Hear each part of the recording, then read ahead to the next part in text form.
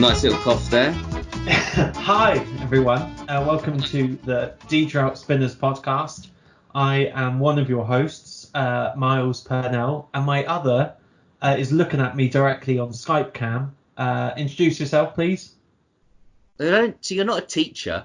I hate I hate saying my name. I'm Gary Forrestal. Let's get that over and done with. Not interested in my name. Yes, we are, of course, remote today because of everything that's going on in the world. Keir Starmer getting elected. Yeah, absolutely. Yeah, it's a good. I don't think we should get into that this show because more important things in hand. Do you know why? Because we have. I mean, to say that we have a special guest today is like to say you've got a girlfriend. It's like it's a lie, basically. Yes, absolutely. It's very untrue. We have, and I'm genuinely excited about this. We have Richard Anderson, the real Dickie Anderrrs, on the show today. We're both excited. I think it's fair to say we're both slightly nervous. We're not, we're coping, but we've never interviewed anyone before, so this is our first interview experience. So he's going to come on in about 15 minutes, and we'll obviously link this to the show. So yeah, I'm a bit anxious, but I'm excited. I'm mainly excited. I think I just wonder there's so many things I want to ask him. It will be very interesting to see what happens, and what he's like and what he looks like and how old he is. Yeah, absolutely. And the way Miles and I have gone about this is there's two ways you can do it. You can prep loads, or you can prep very little. And we've prepped very little for this, not because we don't care, not interested in whether it's good, but because Harry wanted to kind of. Yeah, I couldn't be bothered. No, we want it to be kind of a free-flowing interview. So we've got some things we're going to ask him. It's not going to be perfect. This is the first time we've interviewed someone. We deliberately want it to be kind of loose. So please bear with us. Kind of give us sort of gentle forbearance because, we're favourite word. Is it? Yeah, he's talking about that in terms of the old self-isolation thing and the quarantine and how we all need to have forbearance. Oh, right, okay. What does forbearance mean? It means you put up with something. Yeah. So, for example, if you say I can barely stand you, but if I said I can bear you just about, it's forbearance. Yeah. Forbearance. So that says a lot about our relationship, doesn't it, as well? Yeah. So, but anyway, whatever way you want to put it, we're going to do our best, and he might come on again one day. Probably not if it goes terribly, but it's something we're really looking forward to, and we hope. I can only imagine that we do the podcast, and I think afterwards, well, it'd be nice if people listen to it and stuff. But this one, I think genuinely, it will hopefully be very much anticipated by the fans out there, because I know I would love to hear him, and I'm excited about interviewing him. So yeah, if this is your way into the D-Trout Spinners podcast, and we did have a really good response on Reddit when I asked for questions, both this and on our Twitter at Trout_D. We had a really good response, and it's very encouraging. But if this is your main sort of portal into the world of the D-Trout Spinners and the XFM shows, then please do listen to the other episodes, because there's a wealth of material there. Some of it good, some of it average. Yeah, there's about 5% that's worth listening to, definitely. But it's really worth it. But you have to trawl through that 95% of utter shite to find the 5%. But you will find it. Yeah, I promise you'll find it. But you said something interesting once, I remember. Yeah. Wow. You remember it because it only happened once. I enjoyed it when I went to the bathroom that time. That was nice. Oh yeah, that was good. But so anyway, here he is, Richard Anderson. How are you? Very well, thank you. Nice to be here. Thank you so much for doing this. We really appreciate it, Richard. And we're very excited. We're excited to speak to you.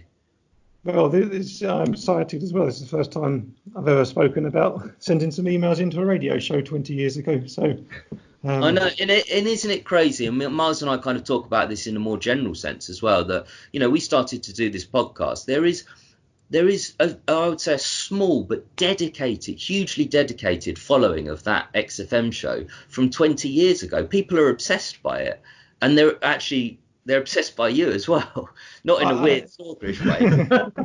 I find it really, really strange. I mean, it seems to have taken off, I don't know, in the last sort of 4 or 5 years, that I've sort of started getting emails from people like 10 years after the show, absolutely nothing. And then in the last sort of few years, for whatever reason, it's really, really taken off. It's quite incredible, really.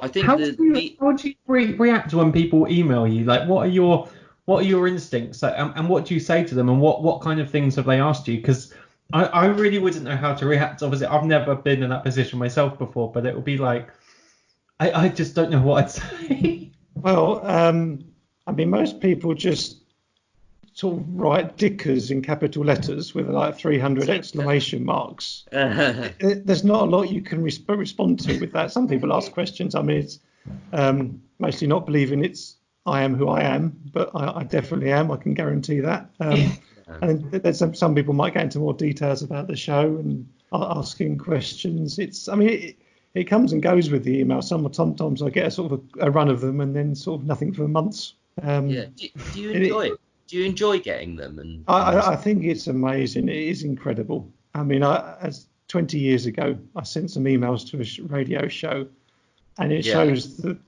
quality of that show that still now people seem probably more into it now than maybe they were then, when it was first on.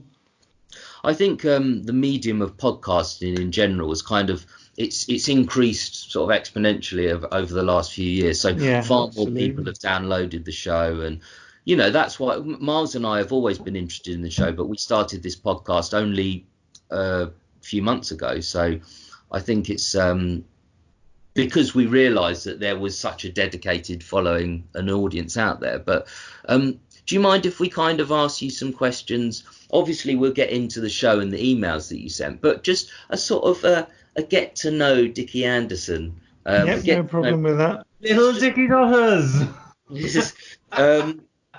What is it that you do for a living? I'm actually a web developer.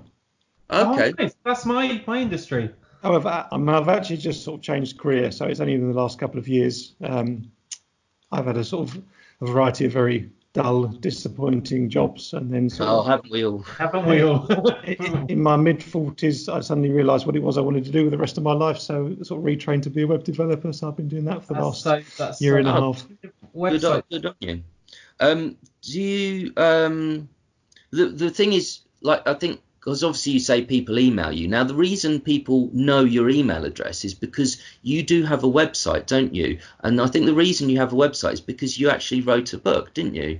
Well, I've sort of written 2 children's books, which I self-published. Just sort of get out there. I'm not a published author. It was sort of self-publishing. I did. And I just sort of put the fact that I had emailed into the show on that, and I think that's sort of where people sort of got to know I am who I am, and that's where they sort of email me.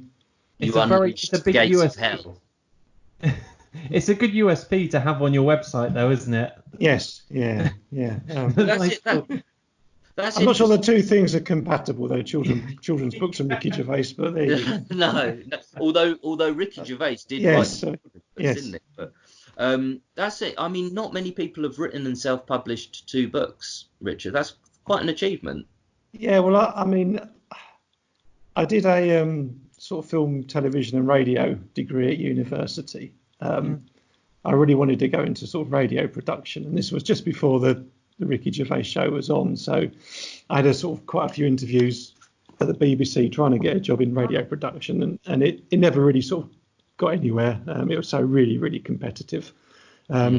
So I think sort of my writing came from sort of the disappointment of not getting that radio production job, and then I just wanted to sort of carry on writing. So sort of wrote sort of lots of sort of different things. and that sort of eventually ended up, I think it was my niece was of an age when she was sort of really enjoying reading, so I started writing a children's book for her birthday, and then it sort of took off from there, and sort of we published the first book. I mean, it's an okay book. I'm not going to. It's not the best children's. Would you like to plug it? You can plug it. Give the name of it. Well, it's not. I mean, it's called Uncle Wizard. It's not really the right medium to sort of plug it, but if people want to have a look at it, you could do live audiobook readings, Richard, for free entertainment. Now that everyone's looking for content. Well, I think I have the dullest voice. I'm sure I'd just send people to sleep if I did do an audio recording. Well, I would say, obviously, I haven't read your book, but you've clearly got a way with words. I think anyone who knows you or knows of you knows your way with words, Richard, because you clearly, because of your emails, they're very funny, and that's why people Thank you. know and like you. Follow you around those emails. Do you still remember them, like fresh in your memory? Yeah, I mean, I could probably remember. I mean, I couldn't sit here and write them all down, but if I saw them, I'd recognise them. Yeah. Do you go on Pilkipedia a lot, or at all? I know they're on Pilkipedia. Yeah, I think that's where I go to just sort of if I need to refresh myself with what they actually were. Do you ever check up on this stuff? Do you ever like look at your internet fame? Because obviously I've never. That sometimes when you're like a bit bored and you go, oh, Miles Pennell, see what happens, see what comes up. And normally you just get like a little LinkedIn photo or something like that. But I'm just imagining, what does Richard Anderson do if he Googles his name? And well, I used to sort of probably in the sort of late 2000s sort of Google my name. Good time. And the most famous Richard Anderson is a tailor on Savile Row. So he was always first, but on good days, I'd be second. So, and if you typed in Richard Anderson XFM, well, I was number one there, straight to the top. So, not something I do at the moment. I think Google's changed a bit since when I used to do it. But yeah, I used to come in second, which I was quite pleased about. No, I'd be very proud of that. I mean, it's because especially as it must be so strange for you because there's nothing you're doing now to kind of promote yourself or the emails you wrote. These are literally emails you wrote 19 years ago to a local radio station, and you're coming up on Google, first. Oh, actually, because we've got to the emails. I think one thing that listeners would want to, I certainly want to know. I'm pretty sure I know the answer to this. I know that I'm pretty sure you did like the show, but sort of to have a definitive answer, what did you actually like the Ricky Gervais Show, or did you shoddy piece of shit? No, I think the answer is both. I think I did like it, and it was quite shoddy as well.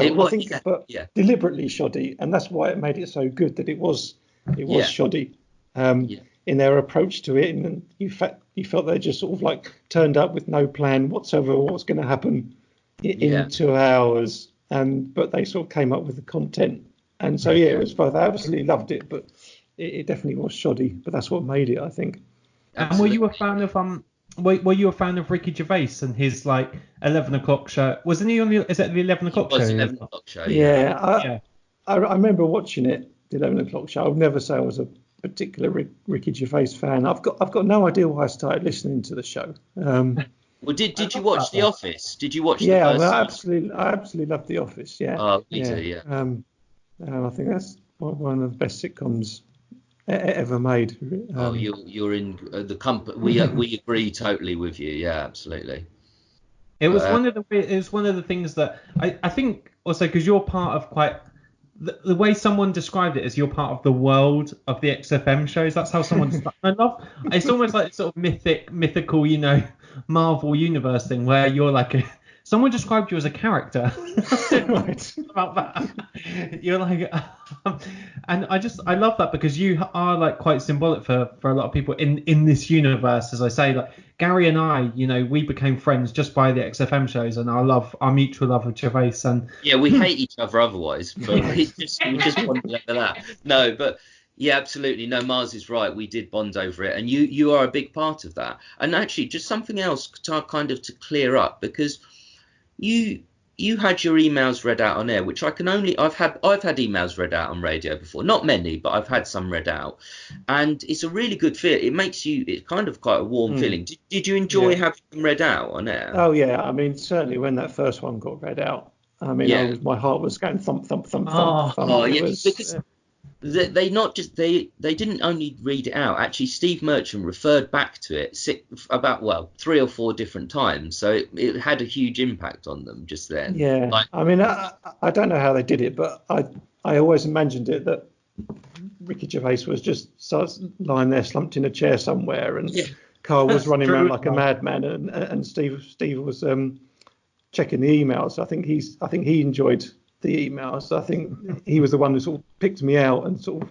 used me as something to run with. But I mean it was always my sort of theory. If you wanted to sort of get on, don't send it before the show started. Wait about sort of 15 minutes after the show started, and then send in. I think you get sort of perhaps more of a chance. Very strategic. I mean, I've no idea how many emails they got, but that was always my theory. Send an email after about 15 minutes. Yeah, because I'm surprised you didn't try and get an internship or something at XFM.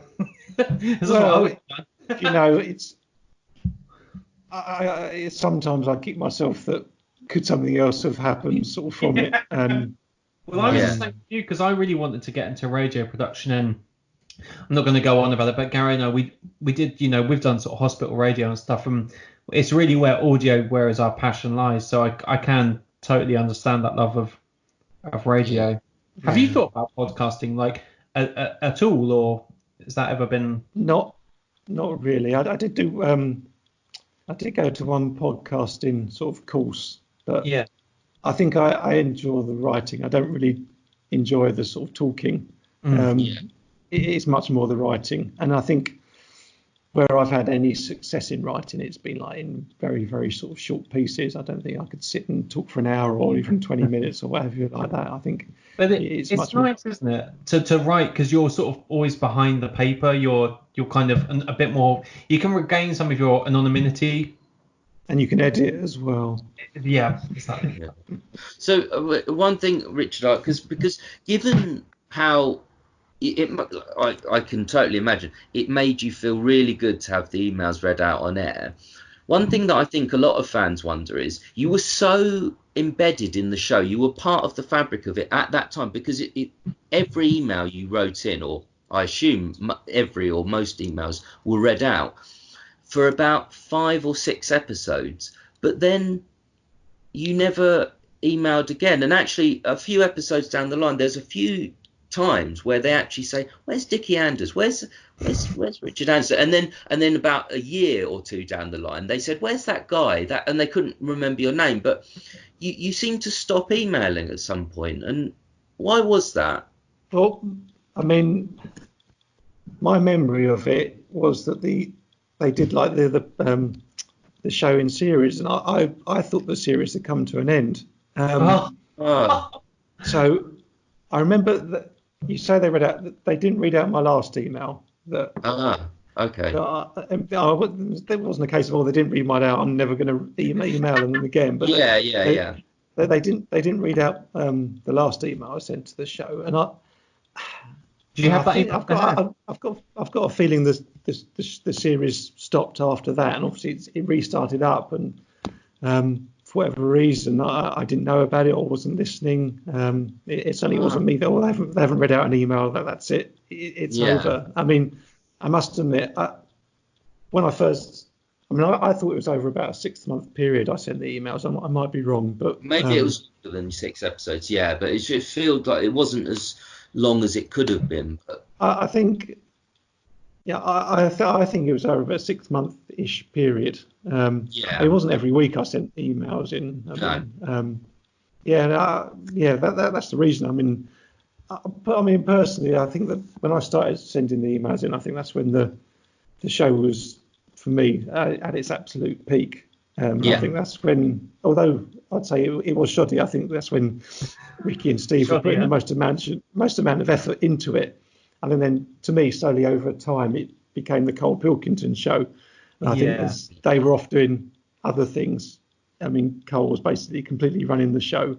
And I think that's that's when I started to sort of think that it wasn't quite as good as it sort of used to be, and probably wasn't for me as required listening as it was when I sort of started sending the emails, and he sort of before as well. Yeah, I think I definitely agree with you that it was at its best then. I think what I feel happened to the show, what we kind of feel is that it almost became a bit scripted and a bit like polished, whereas it's actually much better unpolished. It was better as a rough diamond rather than something that was trying to be kind of sparkling. So I mean, I thought that because Karl used to be sort of in it only sort of in for small little portions, and you didn't really know whether he had this thing. He'd just been lumbered with these two idiots who were putting no effort into a show, and he was like really sort of fed up with them constantly, and he would only sort of chip in here and then. That's when I thought it was at its best. But I mean, he's got such comedy potential, or value, that I can see why they started. Or he took over and started doing it more. But I think when it was sort of Ricky and Steve and a bit of Karl was when I thought it was at its best. Yeah, no, I agree. And what about their careers since then? Are you a fan of Ricky Gervais now? Are you a fan of Steve Merchant? Karl Pilkington's done lots of stuff on his own now. Do you kind of follow their careers? Have you followed their careers? Do you enjoy the work? I think I probably did up throughout the decade of the 2000s. So watching extras, Life's Too Short. Am I missing one? The sitcoms. They had. Well, what about an Idiot? They had Idiot Abroad. It wasn't sitcom. I know Idiot Abroad was good. No, it's probably a stupid thing for me to say. I was never a massive fan of sort of Karl, so it was always sort of like Ricky and Steve. Really? I thought they were great writing. And personally, I think Karl had the same impression of me. I don't think he was particularly impressed with me emailing in the. I reckon he would side with you though, Richard. Well, I mean, I don't know if people do know this. I've mentioned it on a few sort of chat rooms, but the first week I did send an email in there. I got not an angry email from Karl, but Karl sent an email to me, semi having a go at me for slagging the show off and just trying to explain what they were trying to do with the show. Oh, really? Yeah, that's the only communication I ever had from anyone on the show. After that first week, he sent me an email. That's interesting. Karl, I guess, Karl is. I think Karl's a very funny guy, but I can imagine that email not washing with Karl as much as it did with Steve and Ricky, because it was obviously very sarcastic. You thought it was shoddy, but you did like it, and that was clear, I think, to most people reading it. But I think it would be less clear to Karl that you actually did like it, because Karl's a bit more matter of fact, like you say what you say you mean. Whereas Ricky and Steve, I think, would take that. They loved a bit of criticism because they played on it and they made it a big thing. And I think they enjoyed it. I don't think Karl probably disliked you or your emails, but I think I can imagine that's probably given you a bad opinion of Karl ever since. If he's given you some. I've never listened to the show sort of since they were on, but it's my recollection that Karl never mentioned me. It was always Ricky and Steve, and I got the sense that he was not impressed with me at all, because on the first week I sent the email. I actually sent two emails, and the second email, which they never read out, was asking whether XFM had a customer complaints department that I could write to, and I think that's the one he took umbrage at. So that's the one where I got the And at that time they would have only got 50 emails a day. Yeah. But actually, Karl did mention you once, because on that first show, I think it was the first one, when he does, you'd emailed in, and then later they did Rockbusters, and Karl says, "This will win Richard over," or something like that. So he does reference you, but it's very small. But I just got the impression, that he wasn't a big fan of me emailing him. Oh no. Oh, bless. Well, that's Well, we all are fans of you emailing in. I think that you've got a huge following. So unfortunately, that's a shame Carl emailed you that. I can imagine that kind of put you off, Carl. It would put me off if someone emailed me like that. I mean, it wasn't really that angry. He was just trying to explain what they were trying to do on the show, and I don't think he'd sort of quite got that my email was meant to be sort of being in on the joke rather than sort of like generally criticising them. But I mean, as I said, that's the only time I ever Your got any emails were communication. never that scathing. They were always No, just like really no. sweet and quirky, and like when you talk about your auntie, is it Auntie Marion's house? Auntie Marion, yes. Auntie Yeah. Marion. Yeah, I You just with Auntie Marion, yeah. yeah. It's Well, so cool. this I know this. I would never usually ask this of someone, but I think a lot of people, and I would. You've asked his age already. A lot of people. Oh no, that's off air. I asked off air. Yeah, I asked off air. But how old are you, Richard? I'm still 47 on air as well as off air. That's the same age on and off air. So, that's so you were about 28, 29. Yeah. Okay, that's interesting because they That's how kind of. Carl would have been, isn't it, as well? Like Carl Yeah. and Steve, Well, they were. I think I'm similar ages, yeah. Yeah. So that's interesting because, like, I think a lot of people wonder and Ricky and Steve kind of they muse to themselves how like they want to know about you. They're kind of like, how old is he? What does he sound like? And they do an impression of you. They say, your show's rubbish. Could you just say your show's rubbish for us about our show? For Christ's sake. And so we know how you say that. Can I use it in a sting as well? Because that would be great for our jingle as well. Yeah. Right. If you really want me to say it, I'll say it. Go on, Richard. Your show's rubbish. Thank you. That's You're our best. welcome. That's That our is the best best compliment. praise we've had so far as well. Because Yeah. they described you, Richard. They said he imagined you as looking a bit like the Proclaimers, with a beard and an Aran sweater, chords, a real music snob, and I bet that he prefers Radio 5. Is any of that true? No beard. He has no beard. No beard. I've got the glasses. Probably the same hair as the Proclaimers. I was never that big. I was never that big into music, so definitely no music snob. No. Yeah. Because there is another point in the show where they're wondering, are you a schoolboy? Like, because they think maybe you're a complete adult, or could you be a schoolboy 16? But it's interesting to know you were actually about 27. Yeah. 28. I think I went to university a little bit later in life, so I just finished university when the show was on. Okay, I also went later in life. In fact, I'm still there, and I'm 35. Oh, right. So yeah. You appreciate it more. Yeah, I feel very old amongst fellow students. But, yeah, so, and like in general, just to kind of get to know you a bit better, what sort of, this is a strange question to ask, but what sort of hobbies do you have? What do you enjoy? What pleases Richard Anderson when the work's done? Well, I've it's quite different now. I've got quite a young son who's actually screaming his head off at the moment, so I'm trying to ignore that. Oh. He's been refusing to go to sleep for the last 2 hours. So you're tired. Oh. So for me, having any sort of spare time, I mean, hobbies. I mean, as I said, I've just sort of retrained to be a web developer. So I do a lot of that in my spare time. And just to show how really dull and boring I am, I love gardening. I love cooking. No, That's cooking. I love gardening, but I don't have a garden, so that's I can't garden. But that's What kind of web development do you do, Richard? Because I work in I'm a project manager for a web development agency. What kind of clients do you work with? Is it? Well, I work for a sort of company who does online sort of training and education. Okay. So it's to get technical, it's sort of PHP work, sort of building applications. Yeah. And that started as a hobby, really, for you. It was a hobby, and then you kind of trained properly in it and went into it. Is that? I wouldn't say I trained properly. I watched a few videos online and thought I'd give it a bash. So that was my sort of. It's probably the best time to join though, like if it was a few years back, because now it's just exploded and it's bloody good industry to be in now.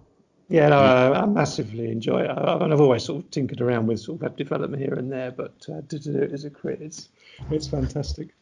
So yeah, Richard, we have obviously we put out that you were going to be on the show, and the response was incredible. Like, no, we've never had a response like it. People were so figures to you. So we had some kind of questions from listeners. Right. If you're okay to answer some of this. I mean, so what was your favourite XFM moment ever?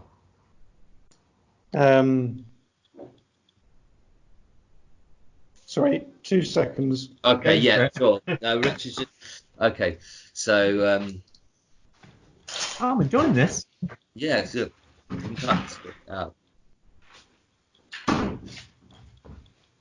He's definitely not wearing an Aaron sweater.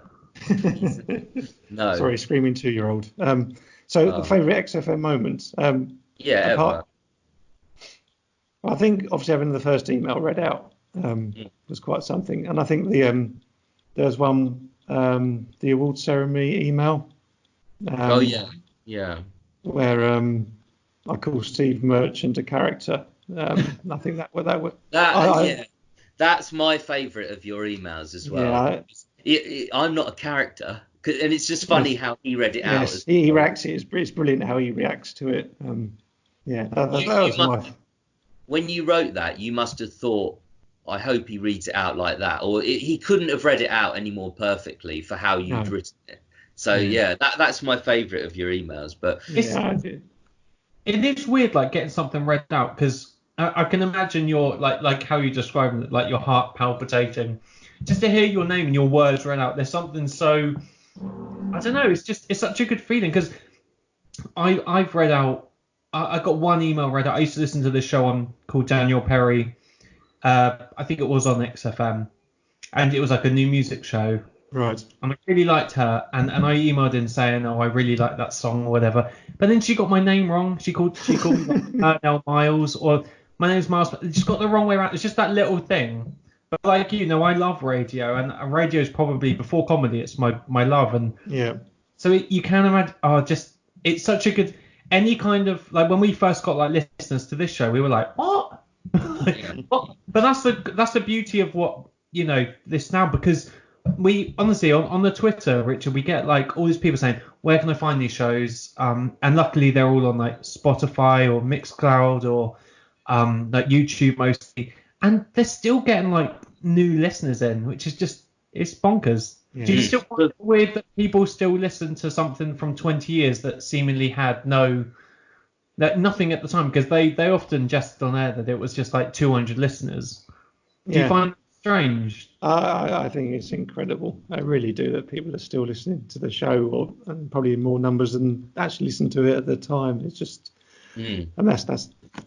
I mean, I'm sort of amazed the shows even exist. I mean, I don't know how they got onto Spotify, whether somebody taped them or how they got on there. Someone must have taped them, yeah. Do you listen back to the shows, Richard? No. Do you listen on your own? No. Oh, you should. I can't stand. I don't like. I know I'm only sort of like in it for like 1 minute a show, but it's I get embarrassed sort of hearing my stuff get read back. No. Oh, you. Well, no, I say to your son, you got to gather round. I played them to my wife recently, which is the first time I've sort of heard first time she's heard them. Oh wow! And I just cringed. I just can't. I mean, even though it's not my voice, it feels like it is my voice, and I just sort of cringed at this listening to them. Well, because, but it must have been incredible. And I know we kind of covered this before, but just to kind of go over it again, like you didn't just have an email read out. You actually became part of the show. Like they knew you. They knew Dickie Anderrrs. They gave you, and there's someone on YouTube who's put all of your emails read out, and there's a YouTube just in one YouTube video. And what he does, it's just a blank screen whilst your audio is going across, but it's going up or across the screen is all the nicknames they called you, and there is about 30. There's a lot. Dickie Anderrrs, Richard Anderson, the Big Dick. The Dick Machine. Dickie, Dockie, Dido. So that it must have given you a huge buzz. I mean, I've had emails read out on radio, but just one, and I'm not part Did of the you show. win something on Talk? Sorry? I thought Gary won something on Talk Sport. Yeah, I used to have emails. I've went into the Talksport because I emailed them in a lot, and I went into their Christmas show once, and it was amazing, kind of. But it was I was nothing to them, Whereas, they instantly knew, and they actually mentioned you before you emailed often in a show, and they would. Yeah. So it must have just been the most amazing feeling. And that's why. Sorry. When I sort of became a character in the show, that was quite something that they'd invented, and given. I think at that time, to me, they were sort of like the peak of their writing powers, of like in between sort of series of The Office. I mean, to create a character, or have a character created about yourself, even though it was so far fetched from who I actually am, it was quite something. Well, there's obviously a side of you that is like you are, because obviously we're all normal people. We're just everyone's just a normal person and stuff. But there's obviously a side of you that is very humorous, quite cutting, but funny with it, sarcastic. And I guess it was kind of an outlet for that side of you, maybe. I think I can be sort of within sort of like groups of friends, and obviously you get to know your friends well. You can say the things that you can say that will be cutting about them, and I think that's why I sort of could do that for the show, because I did think the show was it was brilliant, but sort of shoddily done. So you've got something to sort of like latch onto. It's funny. Once you've got that thing to latch onto in comedy, then you can just sort of go with it. Absolutely, yeah. And you certainly did go with it. When you're in like a good close friendship, you can be kind of a bit more honest with people, can't you? Yeah. So they must have felt you must have felt like in on that sort of group to go, because we're like that with your close friends. You're always like, I don't know, you do relax a lot more, don't you? You don't try as hard, and you're just a bit more like Yeah. So you were like, but another listener question: how many feet do you have, Richard? Have you counted recently? Not yet. I've never quite got to the end of counting. No, my feet. you've got a lot of feet. Have you ever watched the puddle evaporate? My relationship with puddles is not something I'd like to talk about. Thank you. The That's psychiatrist has told me just to lay off that. It's counting feet's okay, but puddles, it's just been me and the puddle and no one else. It's just a private thing I have with puddles. Brilliant. I love it. Miles, have you got any more of the listener questions? Because I don't have any yet. I did want to start this one off because this is how I wanted to sort of go into this. You've already answered a lot of the questions, which has been great to hear. But this was a slightly longer one, and it was really sweet, and it's really poignant. I don't know who it's from, but they said, just make sure that he knows we love him. He is most definitely nice. The top side characters of this universe, possibly just below David Gay, the Benz pianist. Right above, I don't know, possibly the Spanish firefighter or something. Do you take any sort of pride from the fact that he's strangely famous amongst a fan base who are not allowed to wear socks? That's just an example of some of the emails that we get at D-Trout Spinners. But Richard, there were many emails, Richard, that kind of referenced their love for you, their fascination with you, their interest in you. That was just one of many that we got, and we're not a big podcast, so actually, there's you're very well admired, I'd say, amongst this group of people. It's nice to hear. Thank you very much. No worries. Well, yeah, I mean, thanks so much, Richard, for doing this. Well, do you know what? One thing, my kind of goal in life would be for you to become a listener of us, and you to write an email about how shoddy our work was, and we could read them out on air, and it could be like a cyclical thing, and then 20 years later there'll be someone doing us about our show. And get involved with that. So, Richard, because we obviously we don't know you, but we feel we know you, and now we do know you. We can put a face to a name. But Yes. when I was 23, first list of these shows, I was like, Richard Anderson. And then we do this podcast, and I'm 20, and I'm 30 now. It's like, Richard Anderson, now we know you, and it's like it's so weird, that thing of how you can. I think that's just great about like the sort of parasocial relationships podcast. Like, you can now connect and connect people, and I think it's a great thing. Yeah. I don't know if you know this either, but my friend actually had an email read out as well on the show. There's one week where I didn't email in, and my friend emailed in asking where I was, and they read that email out. Yes, okay, that's a friend. What's him? Yeah, his name's Peter Goff. I describe him as a friend. I describe him as a friend. I don't particularly like him, but yeah, he's. That's how we feel about all our friends. It's just that I'm going to make him listen to this podcast as well. So I just wanted to reference him. And the fact that he had an email read out as well. I love getting these inside information bits, because we've all heard, like, I do know the email you're talking about when they read out where are you, but I never knew that you knew that guy as well. It's just great to know that you. I mean, when I had my first email out, he's the person I sort of phoned to tell him I just had an email read out, and I can't remember what he was doing, but it was the most inappropriate time to phone anybody. And he just answered his phone. Yes, what? That's good. Bye. That's a true friend. That's a true friend right there. He did the same to me, so I had, just sort of want to get my own back by just sort of name checking him. And can you get Peter Goff to email in on this show? Yeah, Peter Goff. I'd rather you. We'll take Peter Goff. You can have him. Honestly, you can have him. Imagine Peter Goff was the new Dickie Anderson. but obviously, Richard, I mean, actually, you know, I certainly don't expect you to listen to these podcasts, because they're pretty shoddy. But, you know, if you ever did want to listen and email in, I'd absolutely love it. But yeah, I'll and just one last thing. I mean, how are you kind of, just a more general question, how are you coping with the current situation that we're all in, and are you safe? Are you well? Are you doing okay so far? Yeah. Our cupboards are actually stocked with pasta and beans and stuff we're never ever going to eat. You've got all of them. That's where they've got. Yeah. Well, one strand of pasta, £5. Anyone wants one, email me in. I can. You can come and collect it. I'll leave it on my doorstep. This is highly illegal, but I like it. I might email you myself, actually, because I need some toilet roll as well, Richard. Oh no. I think it's anti-bac, which is the main thing. I can't find that for love of money.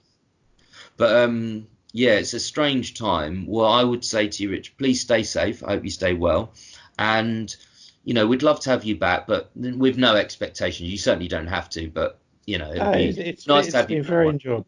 I mean, as I said, I've never spoken about it before publicly, so it's fantastic that you're doing this podcast, and like more than happy to do it. And if you want to come back again, I'm sure we can arrange a time to do it. Yeah, we'd love that. And everyone will. I think everyone's going to love this show, because I think a lot of people have wanted. People have obviously stalked you on email enough. Hopefully. I said to my, I'm a huge fan of Oasis. So I said, I genuinely, I'm more excited about emailing you than if we had Noel Gallagher on.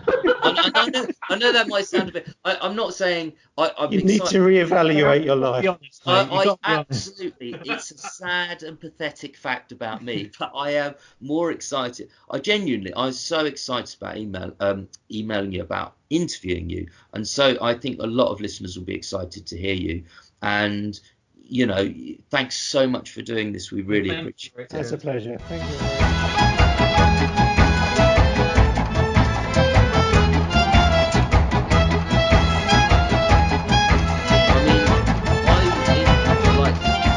He's such a genuinely nice guy, and he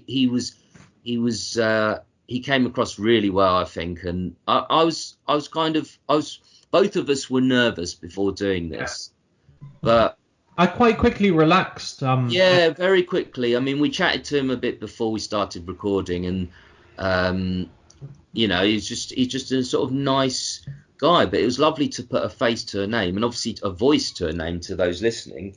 And obviously it was our first time we've interviewed people, so it wasn't perfect, and it wasn't perfect. There was bits that could have been different, but I think overall we did a pretty good job. It's nice to get a perspective that isn't ours on the show, you know, from someone that was, you know, involved to some degree with it and had such status, you know. And I think a lot of people, we answered a lot of the questions that people wanted to hear, actually quite organically, you know. It's so nice. I think we had a list of questions that people had asked off Reddit, but just Miles had it, I didn't have it, but Miles was saying to me that we kind of we covered all those areas, most of those areas anyway. So thank you for emailing those questions in or putting them on Reddit. They were asked mostly, but we it just kind of happened organically, and that was the thing. Both of us said at first I wanted to prep low. I never prep, but for anything, even my dissertation. But for this, I said to I really want to prep. But then it got to a couple of days ago, and I thought, no, I don't want to prep. I don't want to prep too much. Just a bit of prep. I don't think you need to as well. Because no, sometimes you do. There are interview situations where you do. If you're interviewing someone about a film, you need to know lots about the film and where you're going to go. It depends, of course. But I think you're going to get much more from someone if they're relaxed and if you're relaxed. Yeah, and you know, I think Richard won't mind me saying he probably because I'm fully happy to admit Miles and I were nervous doing this. Richard was probably a bit nervous as well. It's the first time that he's ever spoken, you know, publicly. He's done a ask me anything thing on Reddit or somewhere, hasn't he? He's answered questions, but this was the first time he's spoken publicly, and I thought he came across really well. What did you think, Miles? I loved it, and it was interesting to hear those little nuggets of sort of information that people really are hungry to hear. You know, it's always good to, you know, the factor, the fact that his friend emailed in. Yeah, because I knew that email. I know what email he means. But, you know, if you listen to the email, if you listen to the interview, hopefully you enjoyed it. I really hope you enjoyed it. There might be some questions you think, oh, they should have asked that or they should have asked that. And probably over the next 24 hours, I'm going to think to myself, oh, I wish I'd asked that. I wish I'd asked that. But, you know, we asked what kind of came to us at the time. And so, you know, it's not perfect. So I know it's not perfect, but hopefully you enjoyed it. We really enjoyed doing it. I know Miles did. I certainly did as well. I think Richard enjoyed it as well. But it wasn't perfect. So we could have asked some things, I know. But, you know, at the end of the day, that's our first interview. Stop apologising. Come in. You get what you paid for, which is free. So coming up. Well, there are these are all unconfirmed, but coming up, we really want to interview Claire Sturgis, so I think that could happen. Andrew Phillips, we're already in talks with, and I'm scared of Andrew Phillips. We're already in talks with him because we're not scared of him. So he will be on. Well, I also want to get what's his name? Sammy Jacobs. I really want to get Sammy Jacobs. Is another one. I'm having trouble talking to him though. But if you, dear listener, if you've got any people that you would like us to get in touch with, to talk to expand to this mythical world of XFM. Now we take Karl, Steve, and Ricky as read. Obviously, those are the three that we would do anything. And if we interview Karl, Steve, or Ricky, that's an example of where we would have to prepare a lot more. So, but anyway, I would like to talk to what's the name? Oh God, what am I saying? I really want to talk to Peter Horton. No, I really want to talk to the director, the director of Sick of It, the person who was the director on An Idiot Abroad, Richard Gervais, I think his name is. We need to speak to people generally who are directly related to the XFM show because we're very. I know. Well, we'll discuss that. I'd be happy to have him on as well. But I think listeners would tend to want people involved in the XFM show. But yeah, I think we'll wrap it up there. Thanks so much for listening. Comment. All your comments we read. Some we can read out on air. We can't read them all out because we're very lucky to get lots of comments. So, but we'll often read them out on air. And yeah, let us know what you thought. Good, bad, ugly, or indifferent. This has been the D Chart Spinners podcast. I have been Mars Pennell, and he has been Gary Forrestal. Do tweet us. I still am. I cry about it every day. Do tweet us at trout_D or on Instagram at Duchess_Purnell. Thank you for listening as always. Hope you enjoyed the episode, and do check out the back catalogue. We're also planning to do more Dutch or otherwise shows in the near future whilst we sort of work our way through this self-isolation and still figuring out how to bloody well do Skype recording. Just one thing I wanted to add. Imagine we're going to get a lot of new listeners who've never listened to any of our podcasts before, so there'll be a lot of new listeners to this. Do check out our back catalogue. Now, do check out our back catalogue. We at the beginning, you can tell. I'll admit it. It's okay. We're very inexperienced. Stop apologising. No, I'm not apologising. I'm explaining. We were inexperienced, but try and, if you love the XFM show, we love them too. This is our love letter to them. So please do check out our back catalogue, and it would be great if you listen to shows in the future. So that's the last thing I wanted to say. We'll wrap up here. See you later. You're absolutely right. See you later. Bye.